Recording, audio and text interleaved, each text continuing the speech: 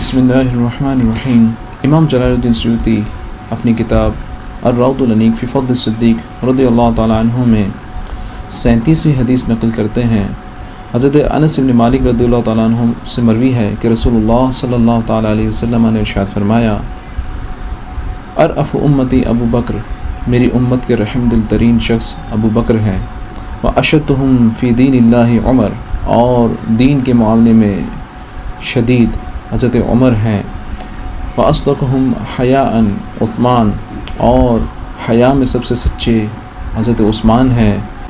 واقداہم علی بن ابی طالب، اور فیصلے کرنے میں ان میں سب سے بہتر حضرت علی بن ابی طالب ہیں، وافرضہم زید بن ثابت، اور علم میراث میں ان میں ماہر حضرت زید بن ثابت ہیں، واقرأہم بکتاب اللہ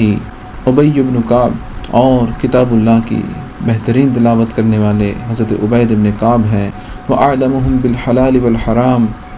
معاذ بن جبل، اور حلال و حرام کا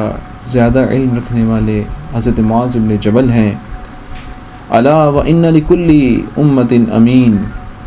خبردار ہر امت کا کوئی امانت دار ہوتا ہے، وامین هذه الامة ابو عبیدہ بن الجراح، اور اس امت کے امین حضرت ابو عبیدہ ابن جراح ہیں، والصلاة والسلام علی رسول اللہ وعلی آلہ واصحابہ اجمعین۔